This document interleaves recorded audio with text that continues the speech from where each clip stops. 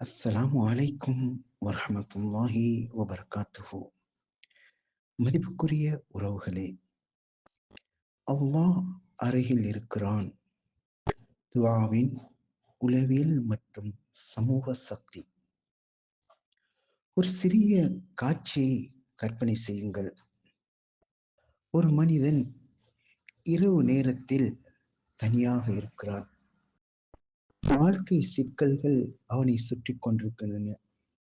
கடன் பிரச்சனை, குடும்ப அழுத்தம், மன அழுத்தம், அவனை எவரும் புரிந்து கொள்ளாமை. அவன் மனதில் பலமான ஒரு கேள்வி. என்னை யாராவது உண்மையாக புரிந்து கொள்வார்களா? என்னுடைய விவகாரங்களுக்கு செவிமடுப்பார்களா? அந்த நேரத்தில் அவன் இரு கைகளையும் உயர்த்தி அல்லாவை அழைக்கிறான்.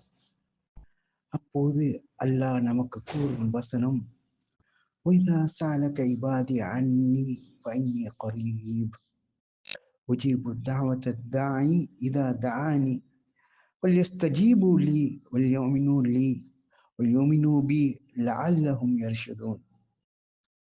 இதன் அர்த்தம், என் அடியார்கள் என்னை பற்றி உன்னிடம் கேட்டால், என் அடியார்கள் என்னை பற்றி உம்மிடம் கேட்டால், நான் அருகிலேயே இருக்கிறேன். என்னை அழைக்கும் ஒருவரின் துஆவை நான் ஏற்றுக்கொள்கிறேன். ஆகவே அவர்கள் எனக்கு பதிலளிக்கட்டும், என்னில் ஈமான் கொள்ளட்டும், அவர்கள் நேர்வழி அடையட்டும். இந்த ஒரு வசனம் நமக்கு 3 பெரிய வாழ்க்கை உண்மைகளை கற்றுத்தருகிறது. முதலாவது உளவியல் உண்மை. துஆ மனதை குணப்படுத்துகிறது. இன்றைய உலகத்தில் மனிதன் அதிகமாக சந்திப்பது ஸ்ட்ரெஸ், ஆங்ஸைட்டி, டிப்ரெஷன். ஆனால் இஸ்லாம் நமக்கு ஒரு பெரிய மனநல மருந்தை கொடுக்கிறது. அதுதான் துஆ. ஒரு மூமின் கைகளை உயர்த்தி யா அல்லாஹ் என்று அழைக்கும் போது மன அழுத்தம் குறைகிறது, உள்ளம் எளிதாகிறது, நம்பிக்கை மீண்டும் பிறக்கிறது. ஏன்? ஏனெனில் அவன் தெரிந்து கொண்டிருக்கிறான், நான் தனியாக இல்லை. அல்லாஹ் என்னை கேட்கிறான், அல்லாஹ் என்னை புரிந்து கொள்வான். இதுதான் இந்த வசனத்தின் உளவியல் சக்தி. சமூக உண்மை. துஆ உறவுகளை வலுப்படுத்துகிறது. துஆ என்பது தனிப்பட்ட விஷயம் அல்ல. நாம் துஆ செய்கிறோம் பெற்றோருக்காக, பிள்ளைகளுக்காக, நண்பர்களுக்காக, சமூகத்துக்காக. ஒரு சமுதாயத்தில் மக்கள் ஒருவருக்கொருவர் துஆ செய்ய ஆரம்பித்தால் அந்த சமுதாயத்தில் பாசம் அதிகரிக்கும். கணவன் மனைவிக்காக துஆ செய்யும் போது அன்பு வளர்கிறது. பிள்ளைகள் பெற்றோருக்காக துஆ செய்யும் போது மரியாதை வளர்கிறது. அதனால் துஆ என்பது சமூக ஒற்றுமை உருவாக்கும் ஆன்மீக சக்தி. நடைமுறை உண்மை. துஆ மட்டும் போதாது. இந்த வசனம் மிகவும் முக்கியமான ஒரு வார்த்தையை கூறுகிறது.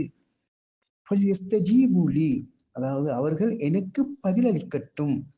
நாம் அல்லாஹ்விடம் துஆ செய்கிறோம், ஆனால் அல்லாஹ்வின் கட்டளைகளுக்கு பதிலளிக்காமல் இருந்தால் அது முழுமையான துஆ அல்ல.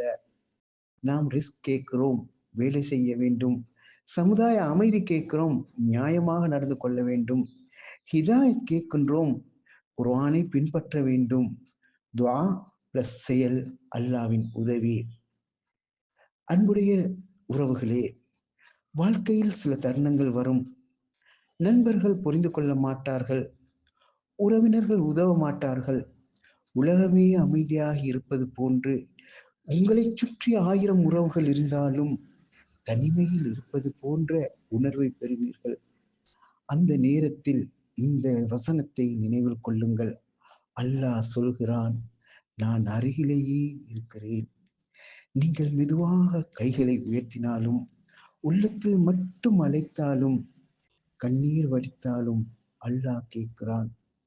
அதனால் வாழ்க்கை எவ்வளவு கடினமாக இருந்தாலும் ஒரு மூமின் ஒருபோதும் நம்பிக்கை இழக்க மாட்டான்.